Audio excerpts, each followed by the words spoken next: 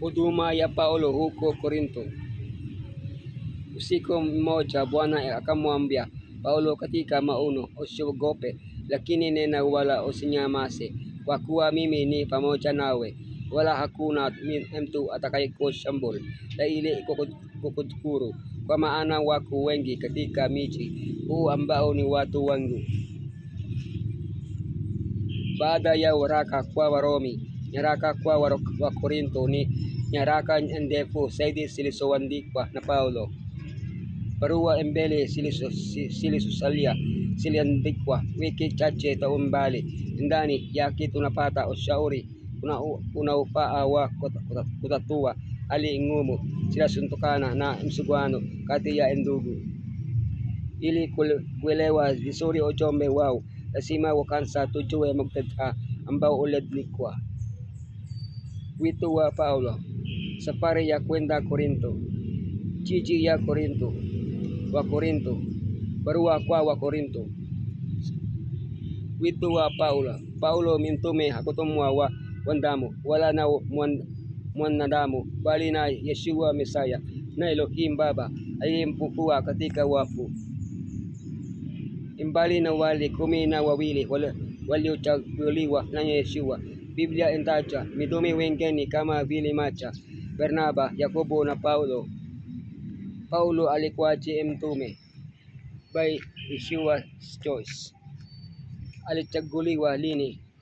From his mother's womb. Aliitwa lini? On the road to Damascus. Alikuwa mtume wa amani kutoka kwa mataifa. Kuanzia wakati wa wito wake, maisha ya Paulo yalizingatia Yeshua. Alifikiria juu ya Yeshua, alizungumza juu ya Yeshua, alimshirikisha Yeshua na kila mtu. Kwa sababu hii, tangu alipowasili Korinto mara ya kwanza, Yeshua alikuwa kitovu cha ujumbe wao. Safari ya kwenda Korinto. Baada ya mambo haya, Paulo aliondoka Athena akaenda Korinto. Katika safari yake ya pili ya umisionari, Paulo alilazimishwa na Roho Mtakatifu kwenda Ulaya. Huko alifukuzwa kutoka Filipi, kutoka Tesalonike na kutoka Berea.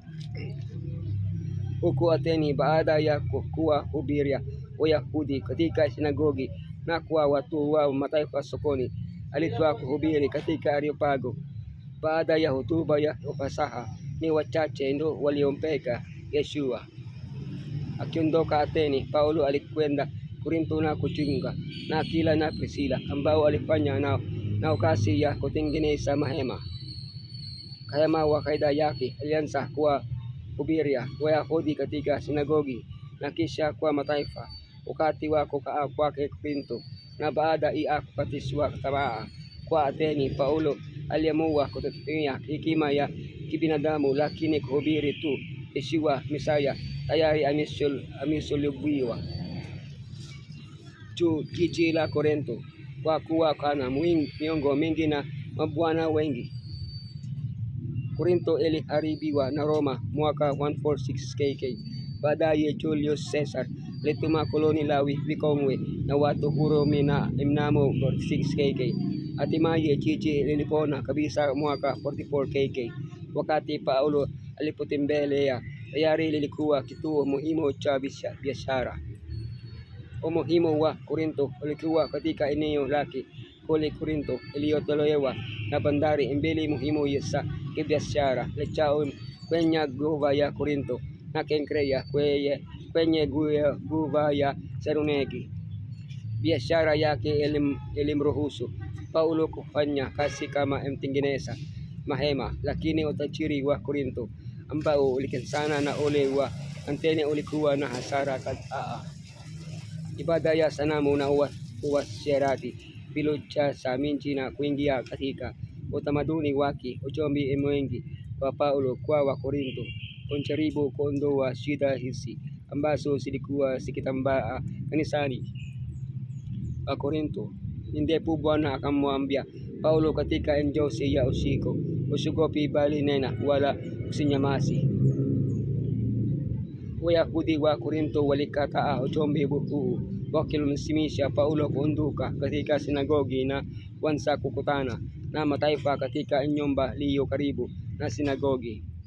Upotovu alioshuhudia kati ya mataifa na dharau na matukano aliyopokea kutoka kwa Wayahudi vilisababisha uchungu mkubwa wa roho. Alitia shaka hekima ya kujaribu kujenga kanisa kutoka kwa nyenzo ambazo alipata huku. Wakati huu Yeshua alionekana katika maono ya usiku, kumtia moyo Paulo kuendelea na kazi yake kati ya Wakorintho, akimhakikishia kwamba kulikuwa na wengi ambao wangepokea ujumbe. Kwa kuimarishwa na maono haya, Paulo alibaki Korintho kwa mwaka mmoja na nusu. Mwishowe Wayahudi walimpeleka Paulo mahakamani. Alipoondoka Korintho, kanisa kubwa lilikuwa limeanzishwa. Nyaraka kwa Wakorintho. Maana ndugu zangu, nimearifiwa habari zenu na watu wa Kloe ya kwamba kuna fitina kati yenu. Wa Korintho 1:6. Akifahamishwa na Kloe juu ya shida kadhaa zilizopo kanisani, Paulo anawashauri kuhusu makundi uasherati, ugomvi na ukahaba. Familia ya Kloe pia ilimletea barua yenye maswali kadhaa kutoka kanisani juu ya mada ambazo Paulo alijibu kuhusu ndoa, talaka, useja, chakula kilichotolewa dhabihu kwa sanamu, mwenendo katika ibada, matumizi ya rama za kiroho na ufufuo. Hii na warawa wa pili ambao umehifadhiwa, ingawa Paulo aliandika kadhaa zaidi labda kabla ya mabili ambazo zimeokoka nao kwa muda kati yao. Anawapongeza Wakorintho kwa jinsi walivyotatua matatizo fulani, lakini anawanihimiza waone ulimwengu kupitia njia ya Injili, wakiepuka ushawishi wa utamaduni unaozunguka. Wajumbe wa Mungu Elohim katika miji mikubwa hawapaswi kuvunjika moyo juu ya ovu, dhuluma, upotovu ambao wanaumbwa kukabili wakati wakijaribu kutangaza habari njema ya wokovu. Bwana angemshangilia kila mfanyakazi kama huyu kwa ujumbe ule ambao walitoa kwa mtume Paulo katika Korintho mwovu.